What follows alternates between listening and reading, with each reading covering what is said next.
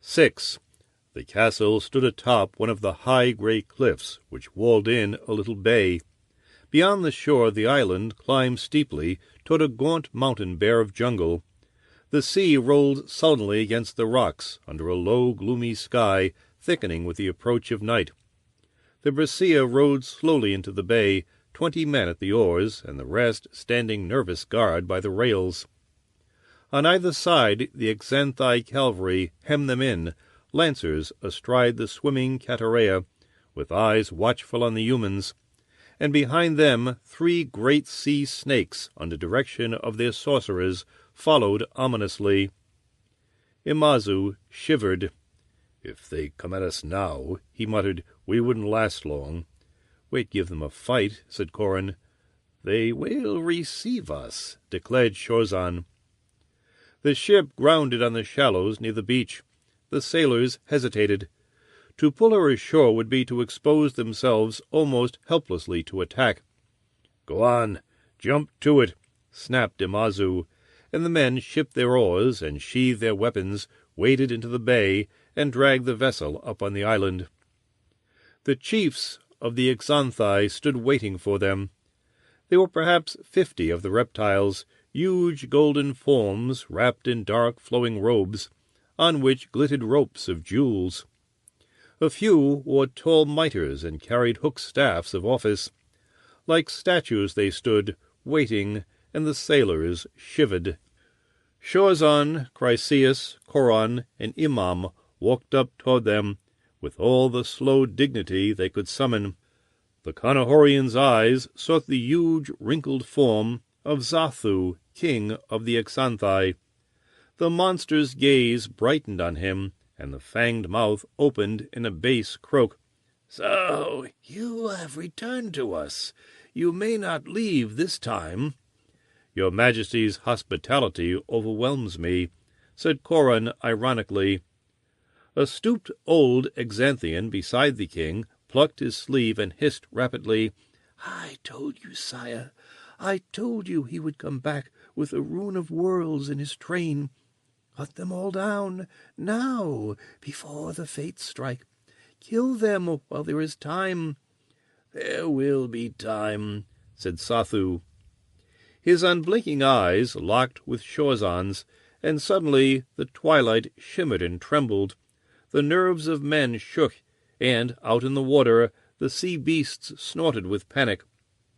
For a long moment that silent duel of wizardry quivered in the air, and then it faded, and the unreality receded into the background of dusk. Slowly the Xanthian monarch nodded, as if satisfied to find an opponent he could not overcome. "I am Chorzan of Archaea," said the man, "and I would speak with the chiefs of the Xanthi." "You may do so," replied the reptile. "Come up to the castle, and we will quarter your folk." At Imazu's order, the sailors began unloading the gifts that had been brought, weapons, vessels, and ornaments of precious metals, set with jewels, rare tapestries, and incenses. Xathu hardly glanced at them. "Follow me," he said curtly, "all your people." "I'd hoped at least to leave a guard on the ship," murmured Imazu to Coron. "Would have done little good if they really wanted to seize her," whispered the Conahorian. It did not seem as if Xathu could have heard them, but he turned, and his bass boom rolled over the mumbling surf. "That is right. You may as well relax your petty precautions. They will avail nothing." In a long file they went up a narrow trail toward the Black Palace.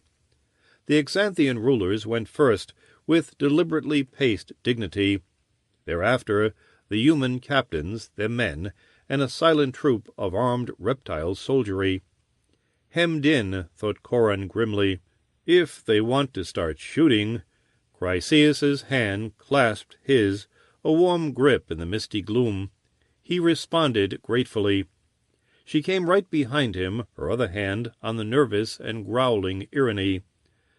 The castle loomed ahead, blacker than the night that was gathering, the gigantic walls climbing sheer toward the sky, the spear-like towers half lost in the swirling fog. There was always fog here, Corin remembered. mist and rain and shadow. It was never full day on the island. He sniffed the dank sea smell that blew from the gaping portals and bristled in recollection.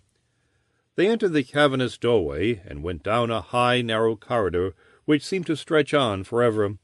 Its bare stone walls were wet and green-slimed. Tendrils of mist drifted under the invisible high ceiling, and he heard the hooting and muttering of unknown voices somewhere in the murk. The only light was a dim bluish radiance from fungoid balls growing on the walls, a cold, unhealthy, shadowless illumination, in which the white humans looked like drowned corpses. Looking behind, Corin could barely make out the frightened faces of the Umlothians, huddled close together and gripping their weapons with futile strength. The Xanthi glided noiselessly through the mumbling gloom, tall, spectral forms with faint golden light streaming from their damp scales. It seemed as if there were other presences in the castle, too, things flitting just beyond sight, hiding in lightless corners and fluttering between the streamers of fog. Always, it seemed, there were watching eyes, watching and waiting in the dark. They came into a cavernous antechamber whose walls were lost in the dripping twilight.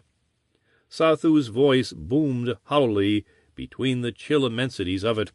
"Follow those who will show you to your quarters." Silent Xanthi slipped between the human ranks, herding them with spears, the sailors one way, their dryers another. "Where are you taking the men?" asked Imazu, with an anger sharpened by fear. "Where are you keeping them?" The echoes flew from wall to wall, jeering him, keeping them, them.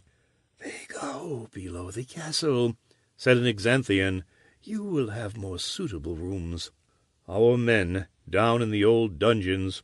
Corin's hand whitened on the hilt of his sword, but it was useless to protest unless they wanted to start a battle now. The 4 human leaders were taken down another whispering, echoing tunnel of a corridor, up a long ramp that seemed to wind inside one of the towers, and into a circular room in whose walls were 6 doors. There the guards left them, fading back down the impenetrable night of the ramp. The rooms were furnished with grotesque ornateness, huge, hideously carved beds and tables, scaled tapestries and rugs, shells and jewels set in the mold-covered walls. Narrow slits of windows opened on the wet night. Darkness and mist hid Corin's view of the ground, but the faintness of the surf told them they must be dizzyingly high up. "Ill is this," he said. "A few guards on that ramp can bottle us up here forever, and they need only lock the dungeon gates to have our men imprisoned below." "We will treat with them. Before long they will be our allies," said Shorzan.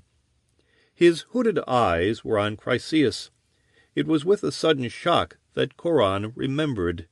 Days and nights of bliss, and then the violence of battle and the tension of approach had driven from his mind the fact that he had never been told what the witch pair was really here for.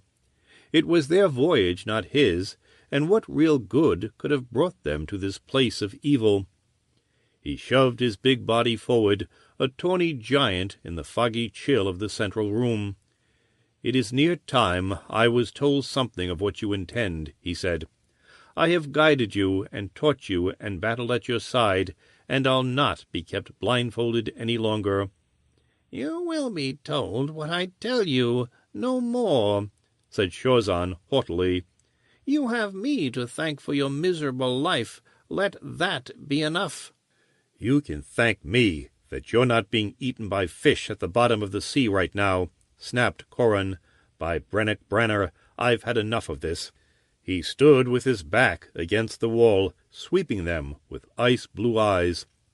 Shorzan stood black and ominous, wrath in the smoldering, sunken eyes. Chryseis shrank back a little from both of them, but Piraeus the Irony growled and flattened his belly to the floor and stared greenly at Corin. Imazu shifted from foot to foot, his wide blue face twisted with indecision. "I can strike you dead where you stand," warned Shorzan. "I can become a monster that will rip you to rags." "Try it," snarled Coran. "Just try it." Chryseis slipped between them, and the huge dark eyes were bright with tears. "Are we not in enough danger now?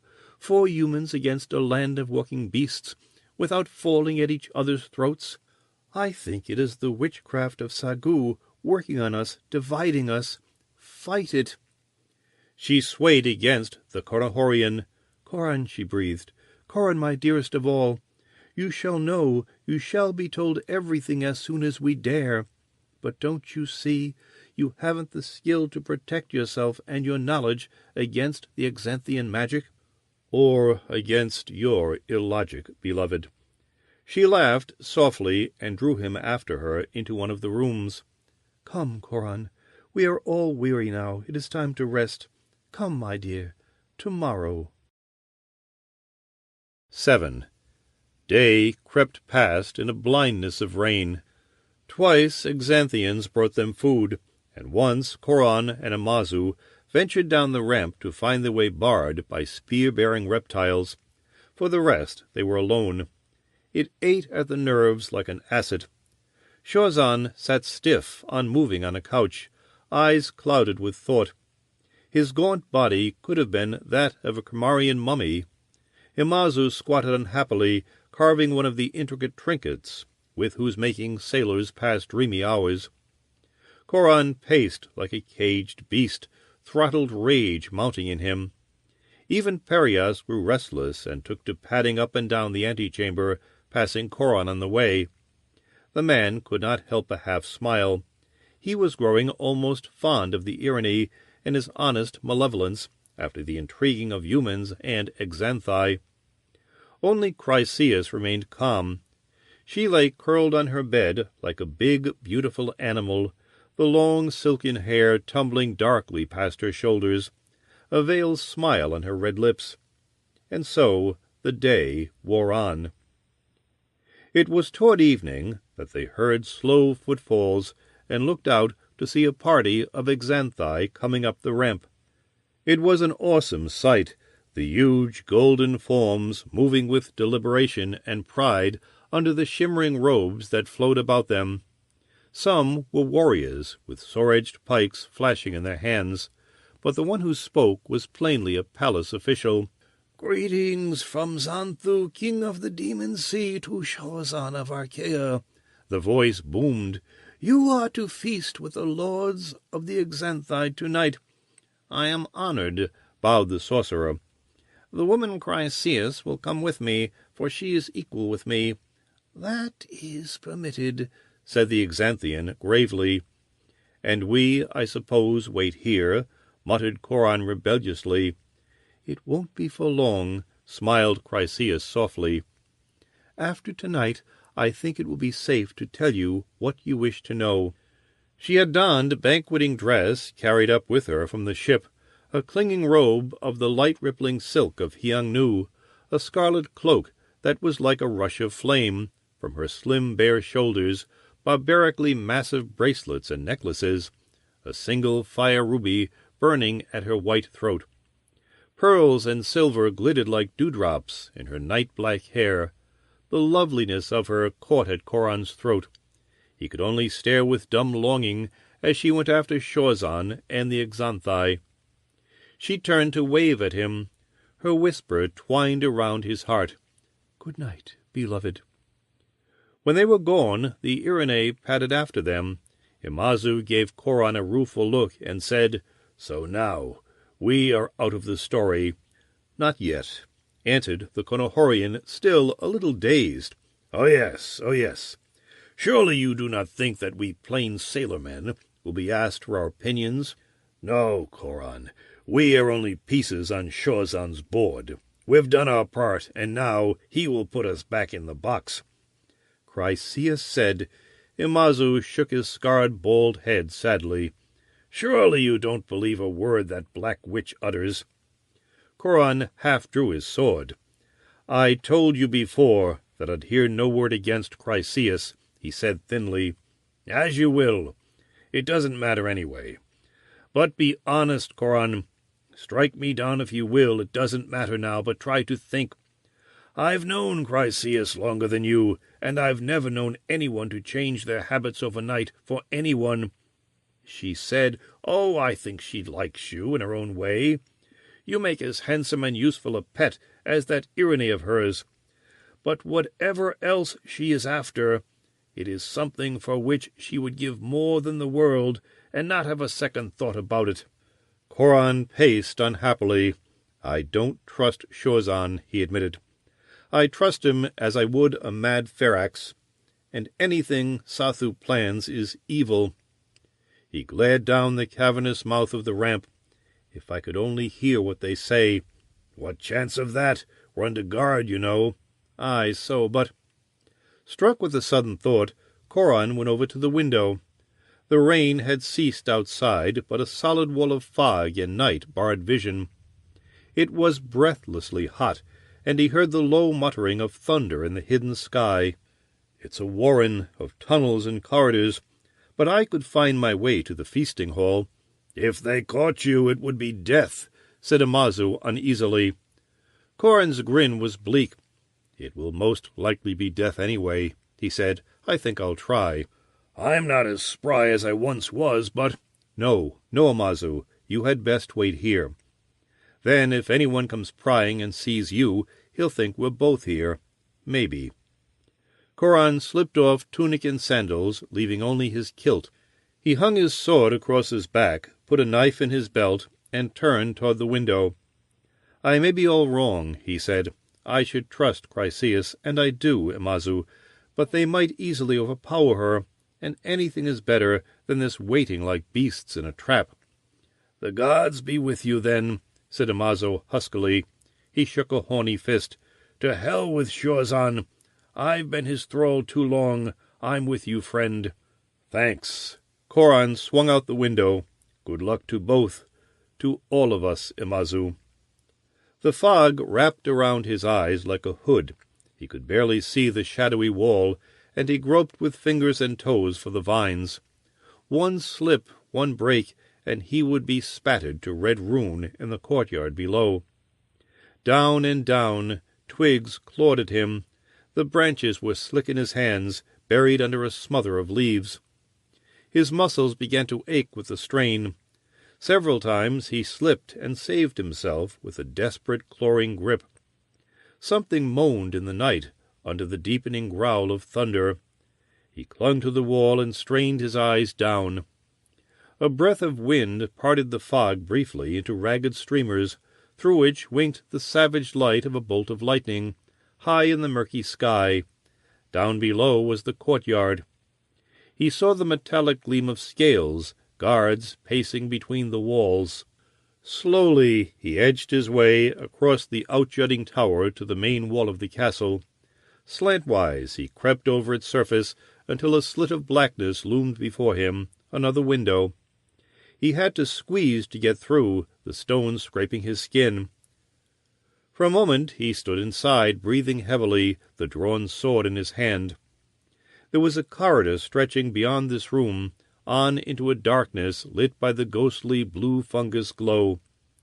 He saw and heard nothing of the Xanthi, but something scuttled across the floor and crouched in a shadowed corner, watching him. On noiseless bare feet he ran down the hall. Fog eddied and curled in the tenebrous length of it. He heard the dripping of water, and once a shuddering scream ripped the dank air. He thought he remembered where he was in that labyrinth, left here, and there would be another ramp going down. A huge golden form loomed around the corner. Before the jaws could open to shout, Coran's sword hissed in a vicious arc, and the Xanthian's head leaped from his shoulders. He kicked the flopping body behind a door and sped on his way, panting. Halfway down the ramp a narrow entrance gaped, one of the tunnels that riddled the building through its massive walls. Coran slithered down its lightless, wet length. It should open on the great chamber, and black against the dim blue light of the exit, A motionless form was squatting. Coran groaned inwardly. They had a guard against intruders, then. Best to go back now. No. He snarled soundlessly and bounded forward, clutching the sword in one hand and reaching out with the other. Fingers rasping across the scaly hide, he hooked the thing's neck into the crook of his elbow and yanked the heavy body back into the tunnel with one enormous wrench. Blind in the darkness, he stabbed into the mouth, driving the point of his sword through flesh and bone into the brain. The dying monster's claws raked him as he crouched over the body. He reflected grimly that no matter how benevolent the Exanthi might be, he would die for murder if they ever caught him. But he had no great fear of their suddenly becoming tender toward mankind. The bulk of the reptile race was peaceable, actually, but their rulers were relentless. The tunnel opened on a small balcony halfway up the rearing chamber wall. Coran lay in his belly, peering down over the edge. They sat at a long table, the lords of the demon sea, and he felt a dim surprise at seeing that they were almost through eating. Had his nightmare journey taken that long? They were talking, and the sound drifted up to his ears. At the head of the table, Sathu and his counselors sat on a long ornate couch ablaze with beaten gold. Shorzan and Chryseis were reclining nearby, sipping the bitter yellow wine of the Exanthi. It was strange to hear the hideous hissing and croaking of the reptile language coming from Chryseis's lovely throat. "Interesting, I am sure," said the king. More than that. It seemed to Coran that he could almost see the terrible fire in Shorzan's eyes. The wizard leaned forward, shaking with intensity. "You can do it. The Xanthi can conquer Archaea with ease. Your sea cavalry and serpents can smash their ships. Your devil powder can burst their walls into the air. Your legions can overrun their land. Your wizardry blind and craze them. And the terror you will inspire will force the people to do our bidding." "Possibly you overrate us," said Sathu.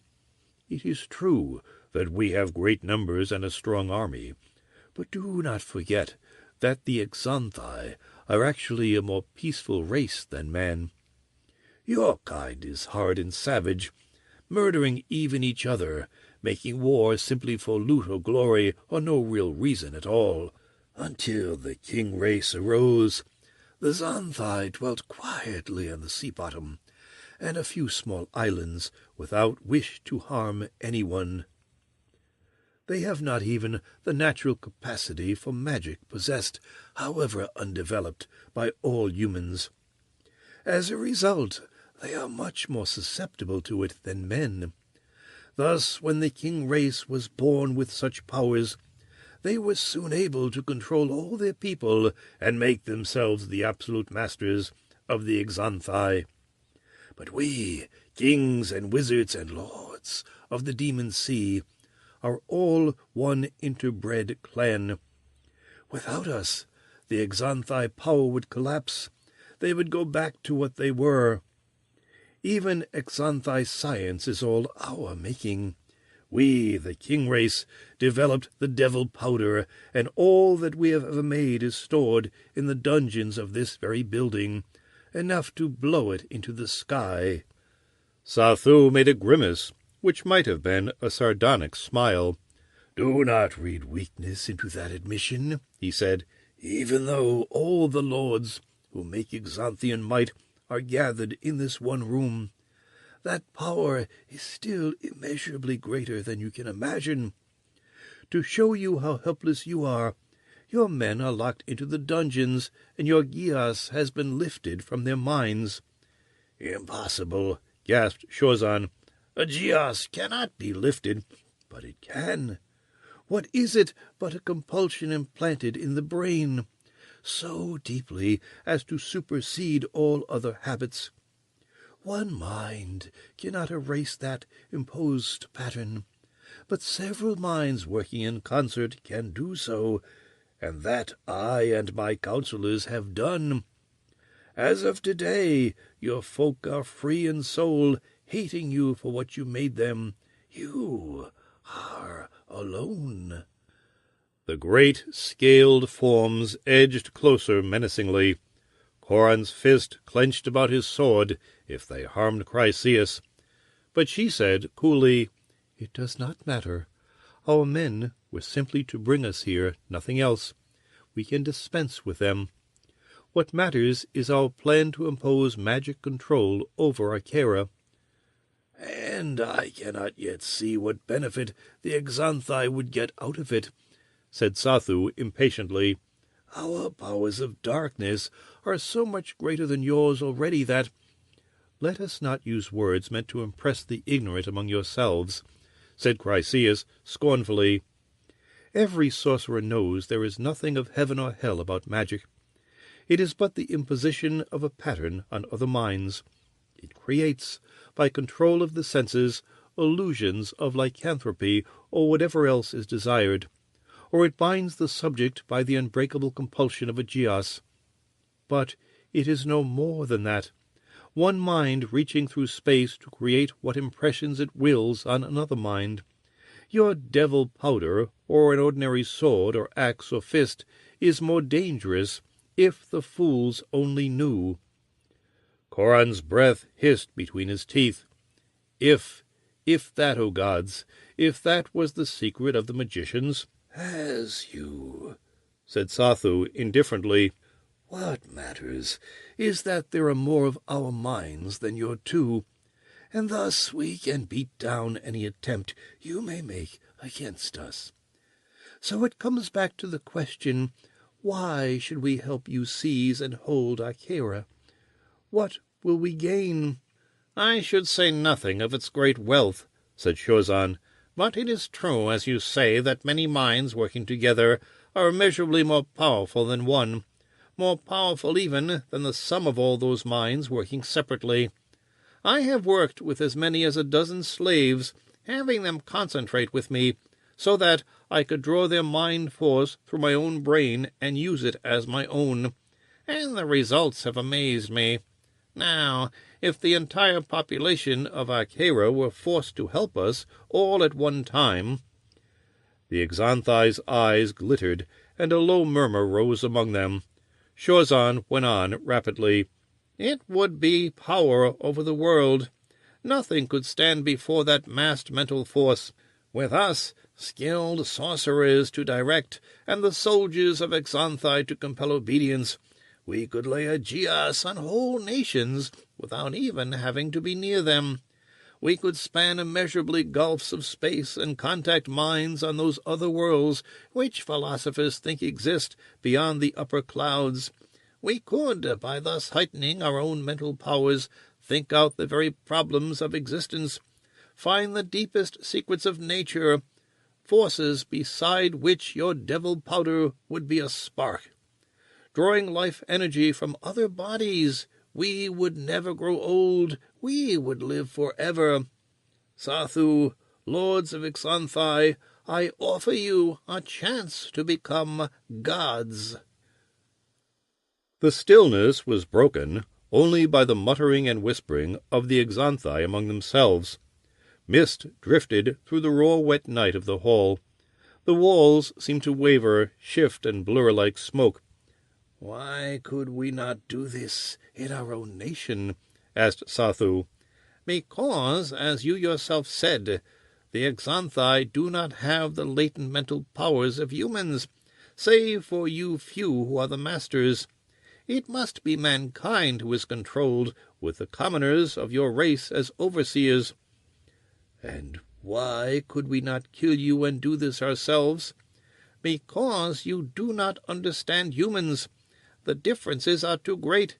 You could never control human thoughts as Chryseis or I could." Another Exanthian spoke. "But do you realize what this will do to the human race? Your Akerans will become mindless machines under such control.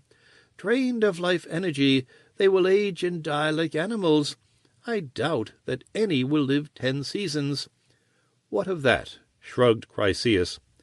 There are other nations nearby to draw on, Conahor, Noriki, Cremai, ultimately the world. We will have centuries, remember. We will never die. And you do not care for your own race at all? It will no longer be our race, said Chorzan. We will be gods, thinking and living and wielding such powers as they, as we ourselves right now, could never dream. Why, do what you will with our men here to start. What does it matter? But do not harm the yellow-haired man from Conahor, said Chryseis sharply. He's mine forever. Sathu sat thinking, like the statue of a Cimmerian beast god cast in shining gold. Slowly at last he nodded, and an eerie sigh ran down the long table as the lords of the Exanthi hissed agreement. It will be done, said Sathu. Coran stumbled back down the tunnel, reckless of discovery, blind and deaf with madness that roared in his skull. Chryseis, Chryseis, Chryseis. It was not the horror of the scheme, the ruin that it would bring, even if it failed. The revelation of how immeasurably powerful were the forces leagued against man. He could have stood that, and braced himself to fight it as long as there was breath in his lungs. But Chryseis, she had been part of it. She had helped plan it, had coldly condemned her whole race to oblivion. She had lied to him, cheated him, betrayed him, used him, and now she wanted him for a toy, an immortal puppet. Witch, witch, witch! Less human than the Irony at her feet, than the Exanthi themselves, mad with a cold madness such as he had never thought could be. Chryseis, Chryseis, Chryseis, I loved you. With all my heart I loved you. There was no hope in him, no longing for anything but the fullest revenge he could take before they hewed him to the ground. Had the old Exanthian wizard foretold he would bring death? Aye, by the mad, cruel gods who ruled man's destinies, he would. He reached the corridor and began to run. 8. Down a long, curving ramp that led into a pit of blackness, the dungeons could not be far. They lay this way. He hugged himself into the shadows as a troop of guards went by. They were talking in their hoarse, croaking language, and did not peer into the corners of the labyrinth. When they were past, Coran sped on his way. The stone walls became rough, damp tunnels, hewed out of the living rock under the castle. He groped through a blackness, relieved only by the occasional dull glow of fungi. The darkness hissed and rustled with movements. He caught the glimmer of 3 red eyes watching, and something slithered over his bare feet. A far, faint scream quivered down the hollow length of passages. It had shaken him when he was here before, but now what mattered? What was important, save to kill as many of the monsters as he could before they overwhelmed him? The tunnel opened on a great cave, whose floor was a pool of oily black water. As he skirted its rim along a narrow, slippery ledge, something stirred, a misshapen giant thing, darker than the night. It roared hollowly and swam toward him. A wave of foul odor came with it, catching Coran's throat in a sick dizziness. He swayed on the edge of the pool, and the swimmer began to crawl out of it toward him. Coran saw its teeth gleam wetly in the vague blue light, but there were no eyes. It was blind. He retreated along the ledge toward the farther exit. The ground trembled under the bulk of the creature. Its jaws clashed shut behind him as he leaped free. Racing down the tunnel, he heard the bellowing of it like dull thunder through the reeking gloom. It wouldn't follow far, but that way of return would be barred to him. No matter, no matter. He burst out into another open space. It was lit by a dim, flickering fire, over which crouched 3 armed Exanthi. Beyond, the red light glimmered on an iron-barred doorway, and behind that there were figures stirring, men. Coran bounded across the floor, the sword shrieking in his hand. It whirled down to crash through the skull bones of one guard. Before he could free it, the other 2 were on him. He ducked a murderous pike thrust and slipped close to the wielder, stabbing upward with his dagger. The Xanthian screamed and hugged Coran close to himself, fastening his jaws in the man's shoulder. Coran slashed wildly, ripping open the throat. They tumbled to the ground, locked in each other's arms, raging like beasts. Coran's knife glanced off the Xanthian's ribs, and he felt the steel snap over. He got both hands into the clamped jaws, heedless of the fangs, and wrenched. The jawbone cracked as he forced the reptile's mouth open. He rolled from beneath the still feebly struggling creature and glared around for the third. That one lay in a hacked rune against the cell. He had backed up too close to the bars, and the men inside still had their weapons. Gasping, Coran climbed to his feet. An eager bay of fierce voices rolled out from the cell. Men gripped the bars and howled in maddened glee. "Coran! Coran! Captain Coran! Get us out of here! Let us out to rip Shozan's guts loose! Arg!" The Conahorian lurched over to a dead Xanthian, at whose waist hung a bundle of keys. His hand shook as he tried them in the lock. When he got the door open, the men were out in a single tide. He leaned heavily on an Umlotuan's arm. "What happened to you?" he asked. "The devils let us down here and then closed the door on us," snarled the blue man. "Later a group of them in rich dress came down, and suddenly we saw what a slavery we've been in to Shozan. Suddenly it no longer seemed that obedience to him was the only possible thing. By Wanzi, let me at his throat." "You may have that chance," said the pirate. He felt strength returning. He stood erect and faced them in the flickering firelight. Their eyes gleamed back at him out of the shadows, fierce as the metal of their weapons. "Listen," he said, "we might be able to fight our way out of here, but would never escape across the Demon Sea. But I know a way to destroy this whole cursed house and every being in it, if you'll follow me." "Aye!" The shout filled the cavern with savage thunder. They shook their weapons in the air, gleam of red-lit steel out of trembling darkness. "Aye!" Coran picked up his sword and trotted down the nearest passageway. He was bleeding, he saw vaguely, but he felt little pain from it. He was beyond that now. The thing was to find the devil powder. Sathu had said it was somewhere down here. They went along tunnel after winding tunnel, losing all sense of direction in the wet, hollow dark. Coran had a sudden nightmare feeling that they might wander down here forever, blundering from cave to empty cave while eternity grayed. "Where are we going?" asked someone impatiently. "Where are Xanthi to fight?" "I don't know," snapped Coran. They came suddenly into another broad cavern, beyond which was another barred door. 4 Xanthi stood guard in front of it. They never had a chance. The air was suddenly full of hurled weapons, and they were buried under a pile of edged steel. Coran searched the bodies, but found no keys. In the murk beyond, he could dimly see boxes and barrels reaching into fathomless distances, but the door was held fast. Of course, Santhu would never trust his men-at-arms with entrance to the devil powder. The corsair snarled and grabbed a bar with both hands. "Pull, men of Umlotu!" he shouted. "Pull!" They swarmed close, 30-odd big blue men with the strength of hate in them, clutching the cell bars, grabbing each other's waists, heaving with a force that shrieked through the iron. "Pull!"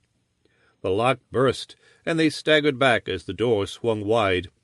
Instantly Coran was inside, ripping open a box and laughing aloud to see the black grains that filled it. For a wild moment he thought of plunging a brand into the powder and going up in flame and thunder with the castle. Coldness returned. He checked himself and looked around for fuses. His followers would not have permitted him to commit a suicide that involved them. And after all, the longer he lived, the more enemies he'd have a chance to cut down personally.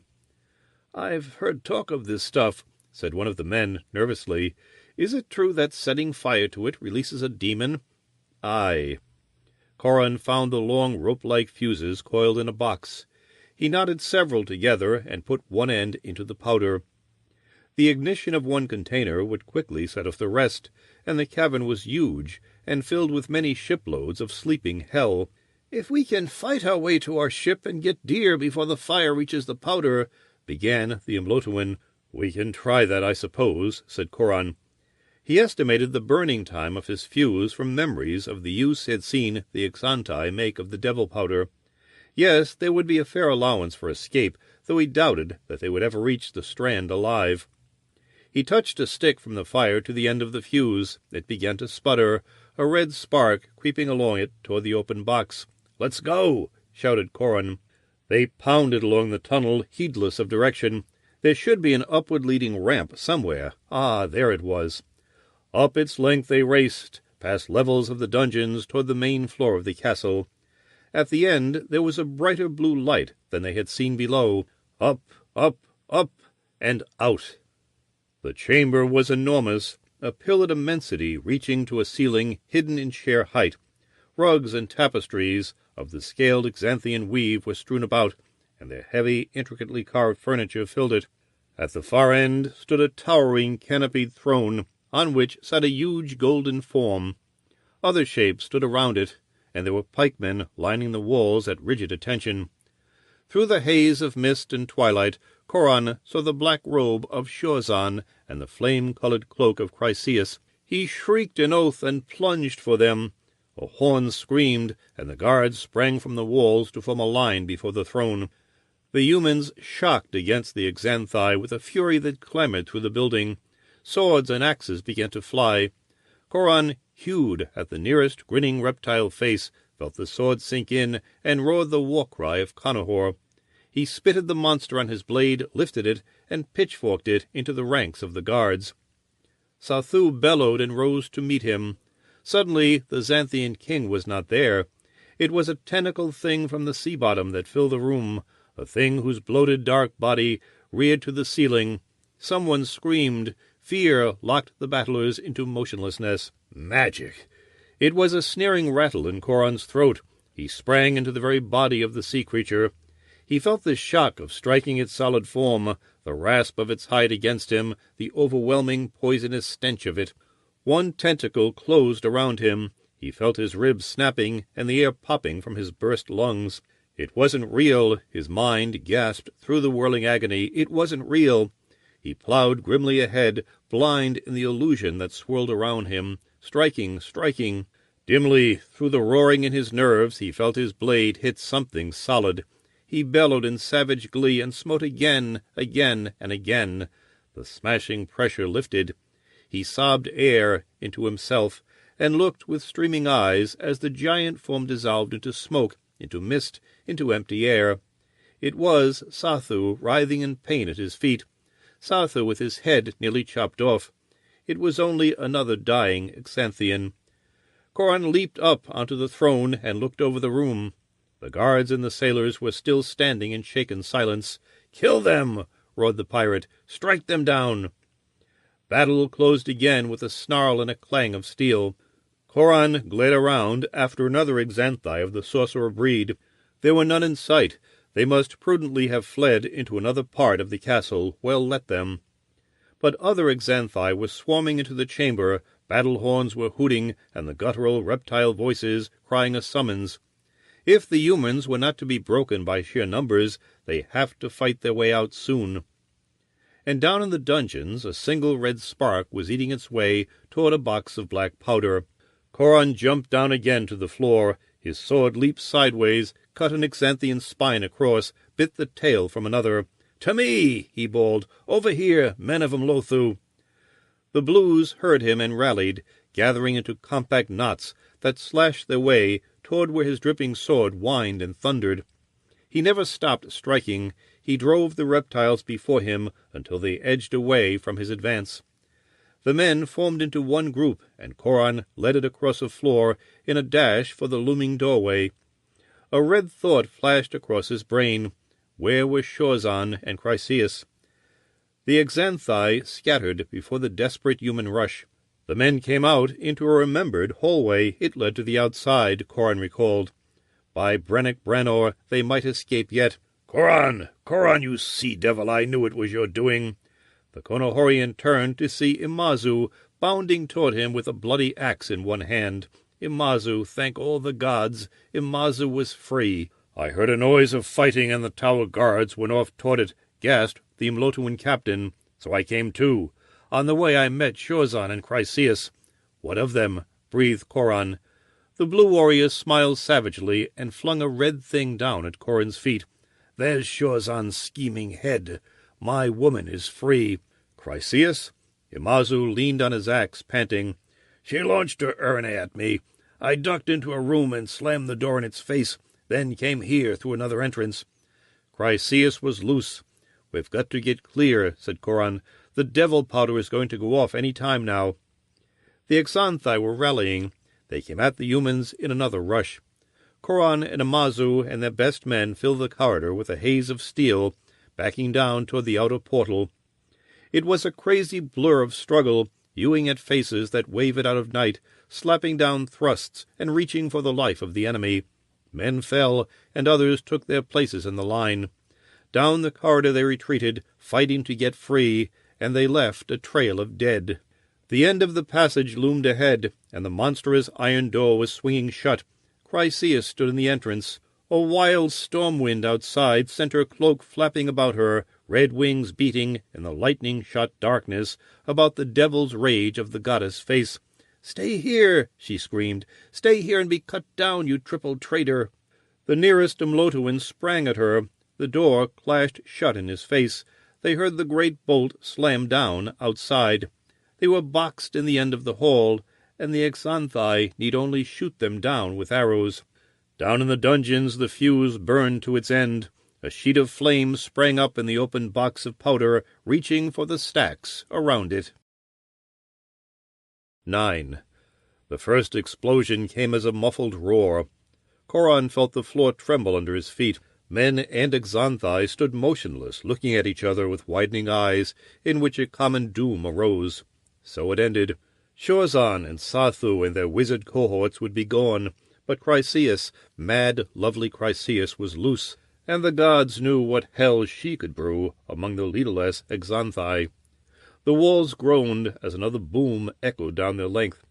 Well, death came to every man, and he had not done so badly.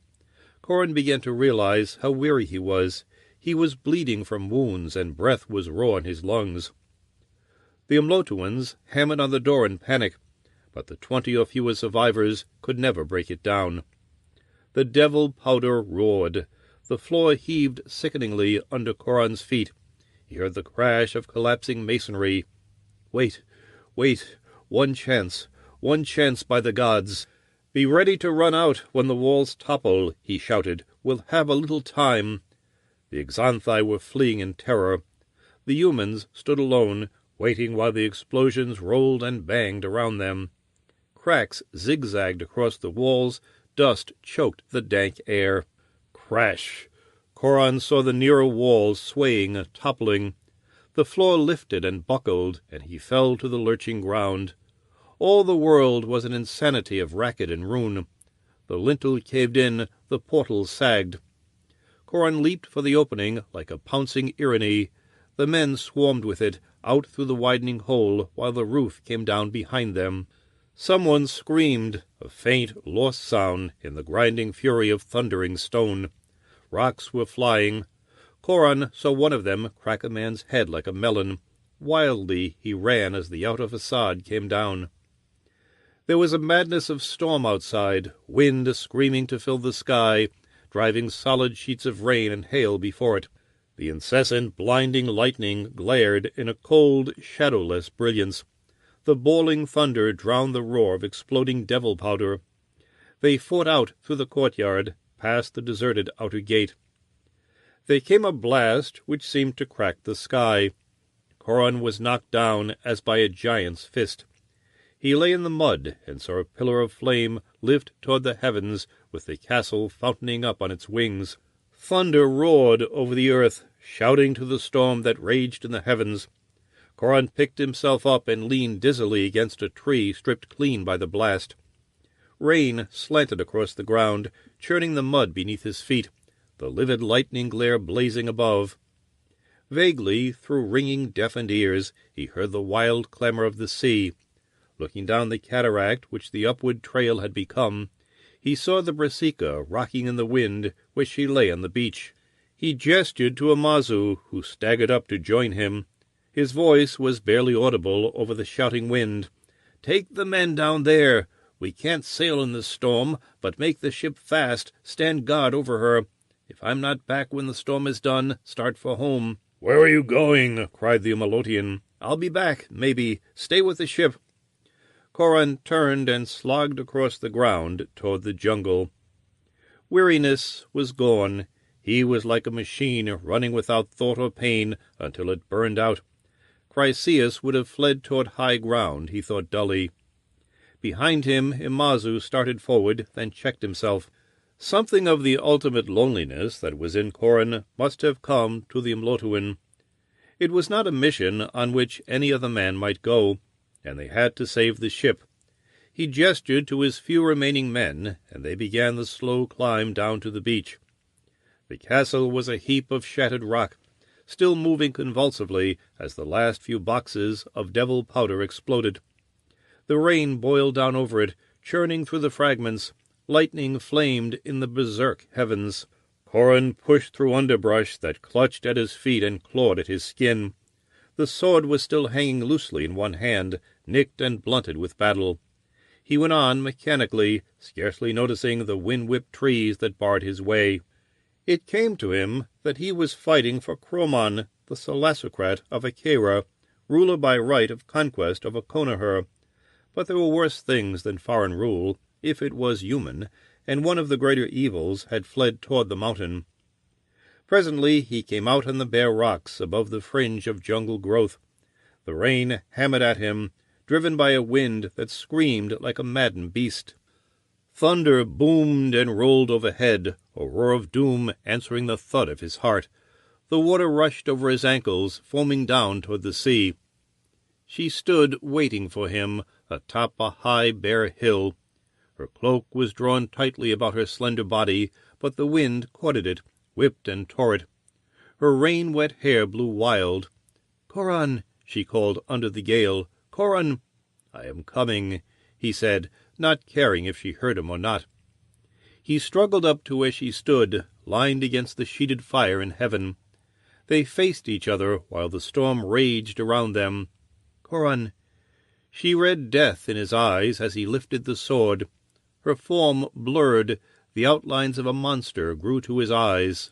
He laughed bitterly. "I know what your magic is," he said. "You saw me kill Sathu." She was human again, human and lovely, a light-footed spirit of the hurricane.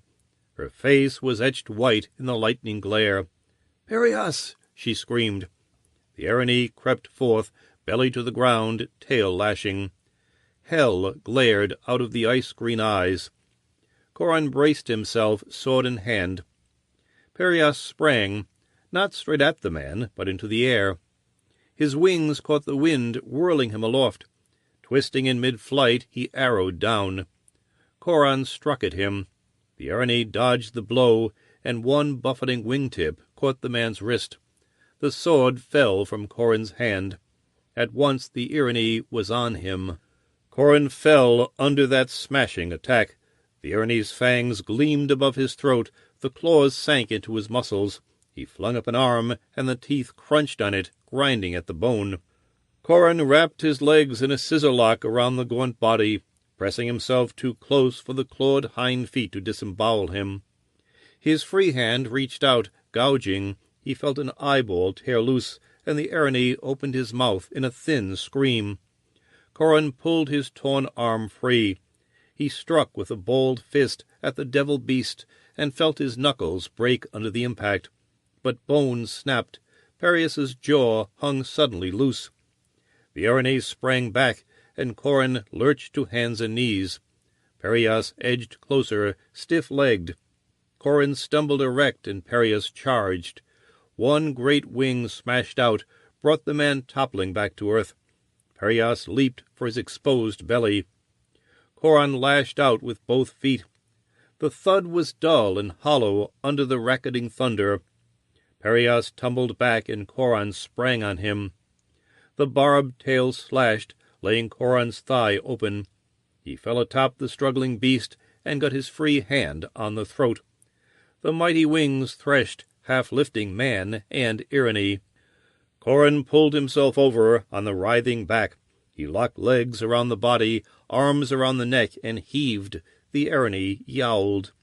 His wings clashed together with skull-cracking force, barely missing the head of the man who hugged his back.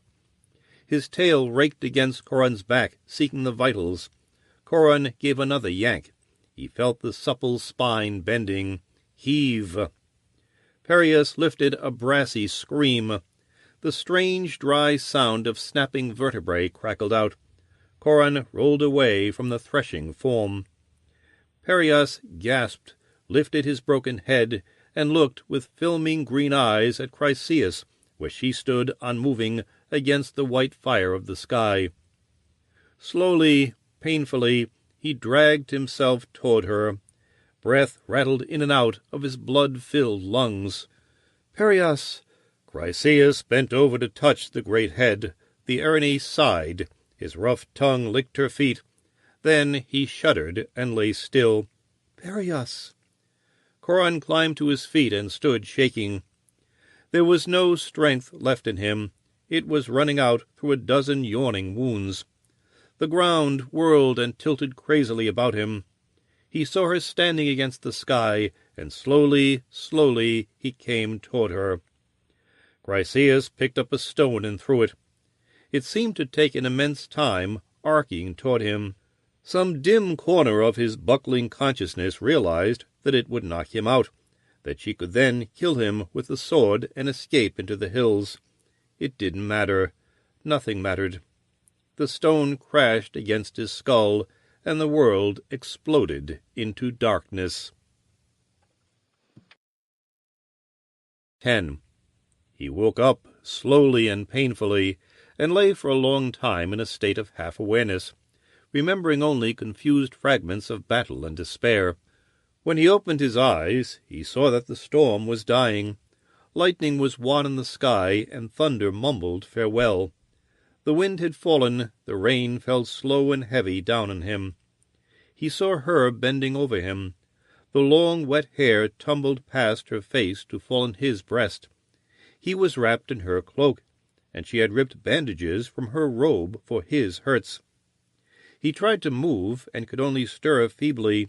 She laid a hand on his cheek. "Don't," she whispered. "Just lie there, Coran." His head was on her lap, he realized dimly.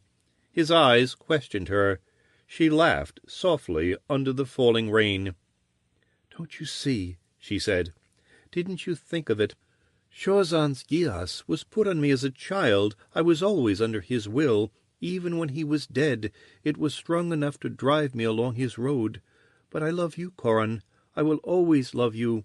My love warred with Chorzan's will, even as I tried to kill you.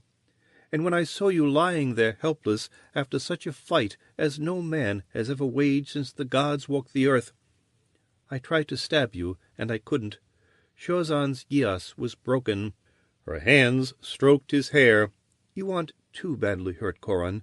I'll get you down to the ship.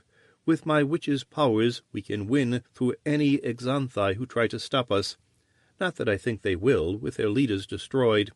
We can get safely to Acheira." She sighed. "I will see that you escape my father's power, Coran. If you will return to the private life, I will follow you." He shook his head. "No," he whispered. "No. I will take service under Cromon, if he will have me." "He will," she vowed softly. "He needs strong men. And some day you can be thalassocrat of the Empire." It wasn't so bad, thought Coran. Cromon was a good sort. A highly placed Conothorian could gradually ease the burdens of his people until they had full equality with Acheira in a united and peaceful domain. The menace of the Exanthi was ended. To be on the safe side, Acheira had better make them tributary, an expedition which he, Coran, could lead. After that, there would be enough to keep a man busy, as well as the loveliest and best of women for wife. He slept. He did not waken when Imazu led a squad up in search of him. Chryseis laid a finger on her lips, and a flash of understanding passed between her and the captain. He nodded, smiling, and clasped her hand with sudden warmth. They bore the sleeping warrior back through the rain, down to the waiting ship.